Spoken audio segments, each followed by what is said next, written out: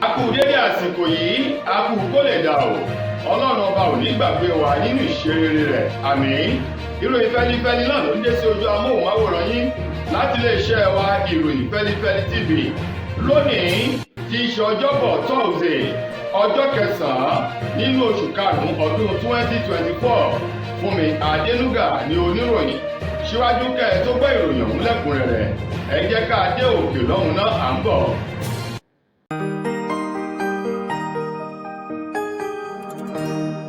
Ìròyìn Fẹ́lifẹ́li TV,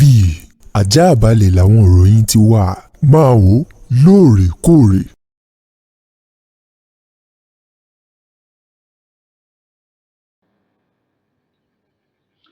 Ẹ káàbọ̀ padà, ìròyìn fẹ́lifẹ́li ọ̀hún rèé lẹ́kùnrẹ́rẹ́. Lórí ipò tí orílẹ̀-èdè Nàìjíríà wà lọ́wọ́ báyìí, eléyìí tí ò dùn mọ́ àwọn ọmọ orílẹ̀-èdè Nàìjíríà nínú, ọ̀kan nínú àwọn aṣòfin àgbà nílé ìgbìmọ̀ aṣòfin àgbà èyí tó jáde láti gúúsù ìpínlẹ̀ Ondo, eyín aṣòfin Jimoh Ibrahim, òun náà ti sọ ojú ìwòye rẹ̀ lórí ọ̀nà àbáyọ sí ìṣòro pẹ̀lú bí nǹkan ti rí o lórílẹ̀-èdè Nàìjíríà lọ́wọ́ báyìí. Jimoh Ibrahim èyí tó sọ̀rọ̀ náà lórí ètò kan lánàá lórí iléeṣẹ́ amóhùnmáwòrán kan ní ìpínlẹ̀ Èkó ló ti sọ di mímọ̀ wípé ọ̀nà àbáyọ kan ṣoṣo èyí tó lè tètè jẹ́ kí orílẹ̀-èdè Nàìjíríà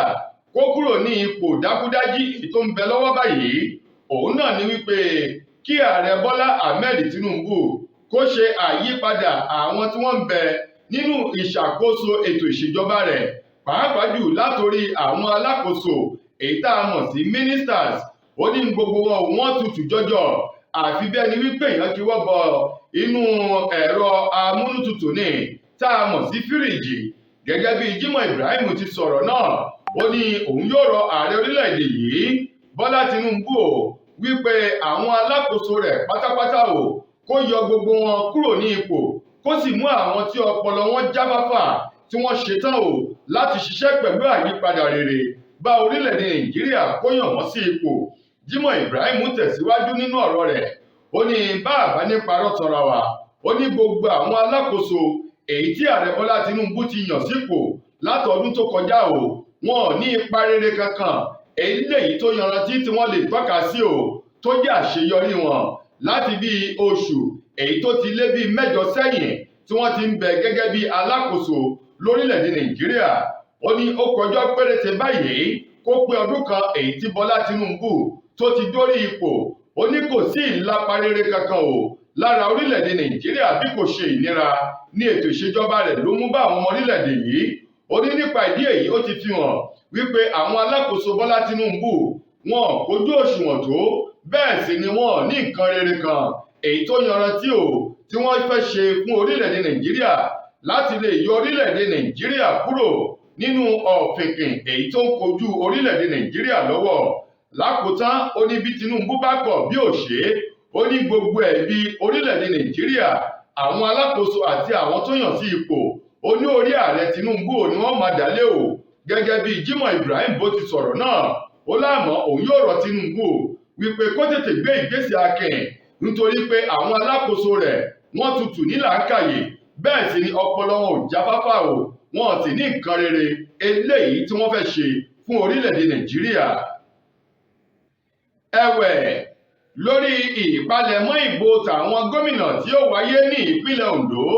nínú ọdún tá a wà yìí, bẹ́ẹ̀ bá gbàgbé 20 nínú oṣù kẹrin ni wọ́n ṣe ètò ìbò abẹ́lé ti ẹgbẹ́ òṣèlú APC ní ìpínlẹ̀ Ondo, níbi tí wọ́n ti kéde Lucky Orímisan Ayédàtiwà gẹ́gẹ́ bí ọmọ oyè eléyìí tó jáwé olúborí nínú ètò ìbò ti àwọn ọmọ oyè tó fẹ́ díje dupò gómìnà ti abẹ́lé tẹgbẹ́ òṣèlú APC èyí tó wáyé ní ìpínlẹ̀ ọ̀hún. Báyìí ọ̀kan nínú àwọn ọmọ aṣòfin àgbà tó jáde láti apá gúúsù ní ìpínlẹ̀ Ondo, aṣòfin Jimoh Ibrahim, òun mà ló ti gba ilé ẹjọ́ kòtẹ́milọ́rùn lọ láti lọ fi ọ̀rọ̀ ọ̀hún tó ilé ẹjọ́ gíga ti ìjọba àpapọ̀ èyí tó wà nílùú Àbújá létí wípé ètò ìbò abẹ́lé ọ̀hún tí wọ́n ṣe ní 20 oṣù kẹrin ọdún yìí ti ẹgbẹ́ òṣèlú APC wípé kí ilé ẹjọ́ gíga ìjọba àpapọ̀ kí wọ́n fagilé ọmọye tí wọ́n kéde rẹ̀ èyún Lucky Ayédàtiwà kí wọ́n sì fagilé o kí wọ́n tún ètò ìbò abẹ́lé ọ̀hún ṣe gẹ́gẹ́ bí Jimoh Ibrahim ti sọ ó ní ètò ìbò abẹ́lé ọ̀hún òun ni ò sánmọ́nà tí ò yanrantí látàrí àwọn àlùpàídà ọwọ́ jìbìtì àti ìwà ìtọ́ eléyìí tí àwọn àjọ elétò ìbò àti àwọn tí wọ́n ṣe kò kárí ètò ìbò abẹ́lé ọ̀hún tí wọ́n ti wù olóhùn yóò rọ ilé ẹjọ́ gíga ìjọba àpapọ̀ èyí tó wà nílùú Àbújá láti tètè gbé ìgbésẹ̀ tó ní kíá o kí wọ́n pe àkíyèsí àjọ INEC àti ẹgbẹ́ òṣèlú APC wípé ètò ìbò abẹ́lé náà wọ́n fagilé kí wọ́n sì tún èyí ṣe síwájú kó tó di pé ọ̀rọ̀ ọ̀hún ó wọnú jù gẹ́gẹ́ bí Jimoh Ibrahim bó ti sọ̀rọ̀ náà ó ní àtẹgbẹ́ òṣèlú APC àti ọmọye Lucky Ayédàtiwà tí wọ́n kéde rẹ̀ àti àjọ INEC kí ilé ẹjọ́ gíga ìjọba àpapọ̀ èyí tó wà nílùú Àbújá kí wọ́n fagilé kí wọ́n sì tún ìbò abẹ́lé tẹgbẹ́ òṣèlú APC mìíràn ṣe nítorí tuntun yínrínyínrín o. Àjọ eléyìí tó ń rí sí ìforúkọsílẹ̀ iléeṣẹ́ o lẹ́gbẹ́ àti níjọ ní orílẹ̀-èdè wa Nàìjíríà CAC Corporate Affairs Commission àwọn mà ní wọ́n ti sọ̀rọ̀ bóde o wípé tí ó bá fi di ọjọ́ keje oṣù keje ọdún èyí tí a wà yìí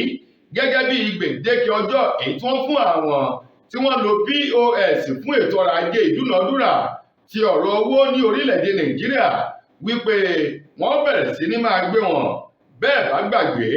láàrin ọ̀sẹ̀ ìta lò tán sí ọ̀sẹ̀ tá a wà nínú rẹ̀ yìí ní ìjọba àpapọ̀ orílẹ̀-èdè Nàìjíríà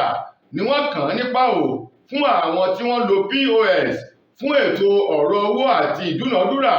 lórílẹ̀-èdè Nàìjíríà láti lọ rèé fi orúkọ èyí tí wọ́n fi ń ṣe ìdúnàádúrà POS ọ̀hún kí wọ́n lè lọ fi orúkọ ọ̀hún sílẹ̀ láọ̀dọ̀ àwọn àjọ CAC ìjọba àpapọ̀ tí wọ́n wòye wípé èyí yóò túbọ̀ jẹ́ ká mọ̀kàndá nínú ìrẹsì àwọn oníṣẹ́ ibi ajínigbé o èyí tó ń lo POS láti fi gba owó lọ́wọ́ àwọn ènìyàn tí wọ́n jí àwọn ènìyàn wọn gbé o àti àwọn alọ́kólóhùn kígbe tá a mọ̀ sí ọmọ báwo ní àjàgbà one chance èyí tí wọ́n ń lò láti máa fi gba owó lọ́wọ́ àwọn ènìyàn tó bá kó sí àkóló wọn báyìí ni wọ́n ti ní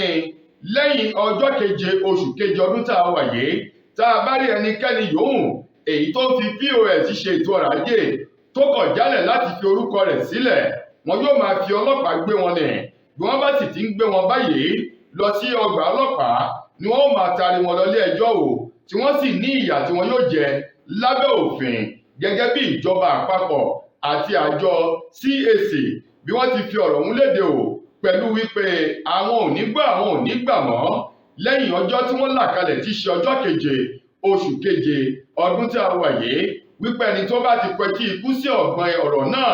yóò jẹ ṣùyàn rẹ̀ ní gbòòrútò ti epo pupa ni. látijọ́ aláyé ti dáyé lọ́kọ tí ń solówó orí aya tájọṣepọ̀ wọn sì jẹ́ gbádùn òǹfà ìfẹ́. tẹ́rẹ̀ ìgbádùn lọ́kọláya bá ti ń bọ́ ságídé kásáyàn òfàǹfẹ́ láàrin wọn dò ní yọ̀bẹ̀kẹ́ tọkọ ò lè gòkè lọ́wọ́ déré tọkọ wa ń ṣe súkẹ́súkẹ́ lórí aya Orísun ló yẹ ká padà sí ká tọ́jú ara wa pẹ̀lú S2 Herbal Bitters fátẹ̀kànlẹ̀ gbọ̀ngbọ̀ngbọ̀n ká kó lẹ́gbẹ́ àwọn tí ń bẹ̀bẹ̀ fàyà lórí ibùsùn S2 Herbal Bitters 100% herbal tí ò lọ́tí kankan nínú pẹ̀lú oúnjẹ NAFDAC S2 Herbal Bitters ilé-iṣẹ́ S2 Ultimate Holistic Spiritual Herbal Remedy International Limited ló ń ṣe 002 Park Street First Avance Junction Ọ̀lẹ́yọ̀ Ìbàdàn Ọ̀yọ́ State ó wà lọ́pọ̀ yanturu ní 1825 Olúyọ̀lé Shopping Complex New Garage Ìbàdàn ẹ ti lè rí rà ní Lasorat Royal Plaza Asunlẹ̀ Junction off Akala Express Ìbàdàn Ọ̀yọ́ State fún ẹ̀kúnrẹ́rẹ́ àlàyé síwájú sí tàbí tẹ̀yin gan bá fẹ́ jẹ́ alágbàtà fún wa ẹ pè tàbí ká WhatsApp wa lórí +234 704 079 0153 tàbí ká kàn sí +234 806 400 0204 bákan náà ni ẹ lè kàn sí abroad line wa lórí +353 894 982 845 S2 Herbal Bitters ó dára fún ìgbádùn ọkùnrin àtobìnrin. bàbá kan akúmọ̀díjú amọ̀nàrún má lọ ẹni ibi tí ń pọnmọ́re léèwẹ̀ ohun tó jẹ́ onílé o èyí tó fún ọmọ ayálégbé rẹ̀ obìnrin ọmọ ọdún 14 ní oyún. Bàbá náà tí orúkọ rẹ̀ ń jẹ́ Adésínà èyí tó ń gbé ní Àkútè ní ìjọba ìbílẹ̀ Ifọ̀ ní ìpínlẹ̀ Ògùn ìmà ní àwọn iléeṣẹ́ ọlọ́pàá ìpínlẹ̀ Ògùn ni wọ́n ti rọ́wọ́ tó báyìí o lórí ìwà ìtìjú èyí tí bàbá ọ̀hún tó wò. Gẹ́gẹ́ bí iléeṣẹ́ ọlọ́pàá ìpínlẹ̀ Ògùn bí wọ́n ti sọ̀rọ̀ náà, wọ́n ní bàbá náà ti ṣe ẹni ọdún 71 71 years old. Òun mà ló fún ọmọ ayálégbé rẹ̀ obìnrin eléyìí tí bàbá náà gbà sílẹ̀ gẹ́gẹ́ bí tẹ́nàntì èyí tó fún ọmọ tẹ́nàntì rẹ̀ lóyún ọmọbìnrin ọmọ ọdún 14. Wọ́n ní ọjọ́ ìṣẹ́gun ọjọ́ 9 nínú oṣù kẹrin ọdún èyí tí a wà nínú rẹ̀ yìí ni wọ́n ní ọwọ́ pálábá bàbá ọ̀hún ó ségi o ní nǹkan bíi aago 10 alẹ́ ó kọjá ìṣẹ́jú 15 tí wọ́n ní ọmọ ayálégbé rẹ̀ yìí ti ṣe ọmọ ọdún 14 tí wọ́n ṣẹ́ ewélé orúkọ rẹ̀. Wọ́n ní ọmọ ọ̀hún ló gbé omi láti lọ rèé sanra ò nílé ìwẹ̀ ní alẹ́ ní nǹkan bíi aago 10 kọjá ìṣẹ́jú 15 tí wọ́n sì ní bàbá òun náà yọ kẹ́lẹ́kẹ́lẹ́ wọlé ti ọmọ náà nílé ìwẹ̀ èyí tí wọ́n sì pariwo lé lórí o kó tó di wípé wọ́n mú bàbá tí í ṣe onílé èyí tó ṣe nǹkan tí ò dáa pẹ̀lú ọmọ ayálégbé rẹ̀. Ní ìgbà tí wọ́n yóò fi kó ọ̀rọ̀ ọ̀hún dé ọgbà ọlọ́pàá tó ń ti àyẹ̀wò tí wọ́n ṣe ló fi hàn wípé ọmọ ọdún 14 obìnrin ọ̀hún tí í ṣe ọmọ ayálégbé bàbá Adésínà ọmọ ọ̀hún ti ní oyún o tí wọ́n sì ní bàbá yìí gan lẹni tó fún ọmọ náà lóyún o. Báyìí iléeṣẹ́ ọlọ́pàá ìpínlẹ̀ Ògùn ti ní ohun tí ò lè kò wá ọ̀bẹ. Wọ́n ní bàbá náà ni wọn yóò ta ilẹ̀ lọ́lé ẹjọ́ o. Ní ìgbà tí ilé ẹjọ́ bá ṣèdájọ́ rẹ̀ wọn yóò mọ ìgbésẹ̀ tí wọn yóò gbé lórí ọmọdébìnrin ọ̀hún tó ń ti ìdájọ́ ilé ẹjọ́ o kó tó di pé ọ̀rọ̀ náà wọ́n tó fi tì síbì kan. Lákòótán nínú ìròyìn wa fún tòní, gbajúgbajà òǹkọrin tàkasùfé obìnrin tí í ṣe ọmọ orílẹ̀-èdè wa Nàìjíríà Símisọ́lá Kòsọ́kọ̀ èyí tí gbogbo èèyàn mọ̀ sí Simi o, òun mà ló ti sọ̀rọ̀ kan bóde wípé òun mọ̀ wípé ọ̀pọ̀lọpọ̀ àwọn tó jẹ́ olólùfẹ́ òun àti ọmọ orílẹ̀-èdè Nàìjíríà ni yóò máa rò ó lọ́kàn tàbí kí wọ́n ní lọ́kàn wípé ìfẹ́ kọ̀rọ̀ ó ń bẹ láàrin òun pẹ̀lú Fọlárìn èyí tí gbogbo èèyàn mọ̀ sí Falz eyín Fọlárìn ọmọ Fálànà tóun náà ń kọrin tàkasùfé o wípé bóyá wọ́n jọ ní ìfẹ́ kọ̀rọ̀ láàrin àwọn méjèèjì. Símisọ́lá ní kò sí nǹkan tó jọ ó ní ojú kan làdá òun ní o ìpẹ́ ti mọ̀ wípé Adékúnlé ńládé orí òun tóun sì ti bímọ. Ó ní síwájú kóun tó fẹ́ Adékúnlé lòun pẹ̀lú Falz tíjọ wà gẹ́gẹ́ bí ọ̀kan nínú àwọn olórin tàkasùfé lórílẹ̀‐èdè Nàìjíríà tí ọ̀rọ̀ wọn jọ yéra wọn ni o. Ó wá ní pẹ̀lú gbogbo ọ̀rọ̀ ọ̀hún àti hà àti hùn àti hùn ó ní gbogbo rẹ̀ pátá o òun fi dá ọmọ orílẹ̀‐èdè Nàìjíríà lójú wípé láàrin òun Simi àti Falz kò sí ìfẹ́ kọ̀rọ̀ kankan ju ọ̀rọ̀ ràájé orin kíkọ àti ìbáṣepọ̀ eléyìí tó jẹ́ ti agboolé olórin àti amúlòdùn tó ń bẹ láàrin òun tòun ti arákùnrin náà. Ó wá ní òun fi tún dá àwọn ọmọ Nàìjíríà lójú àti àwọn olólùfẹ́ òun tó fi mọ́ olólùfẹ́ Falz wípé orin kan ń bọ̀ láìpẹ́ títí ìparí oṣù karùn-ún èyí tí a wà nínú rẹ̀ yìí èyí tó jẹ́ pé òun pẹ̀lú Falz ni wọ́n tún jọ kọ orin náà. Ó ní òun ò ní sọ àkọlé orin ọ̀hún bí kò ṣe wípé kí àwọn ènìyàn kí wọ́n fojú sọ́nà nítorí pé orin náà yóò mì orílẹ̀-èdè Nàìjíríà àti àgbáńláyé tìtìtì ní ìgbà tí orin ọ̀hún tó bá bóde. Gẹ́gẹ́ bí Simi bó ti sọ̀rọ̀ náà lórí ètò kan èyí tí wọ́n fi ń wá lẹ́nu wò láti ṣàlàyé tan ìmọ́lẹ̀ ìrìn àjò òun pẹ̀lú Falz tó ti sọ pé kò sí ìfẹ́ kọ̀rọ̀ kankan ju ọ̀rọ̀ ajé orin kíkọ èyí tó ń bẹ láàrin òun àti arákùnrin náà. tó ẹ̀yin ará, ìròyìn fẹ́lifẹ́li kò ní jù báyìí lọ láti lè ṣe wa ìròyìn Fẹ́lifẹ́li TV lónìí ti ṣe ọjọ́bọ̀ Thursday títí dojúmọ̀ la tẹ́tùmọ̀ láǹfààní láti gbọ́ tún rìn míì. Mo gbà á ládùúrà wípé ilé òní lé wa ọ̀nà òní nà wá. Fúnmi Adélúgà lẹni tó mú ìròyìn wá sí ojú amóhùnmáwòrán yín. Ẹ ṣeun gan-an ni o.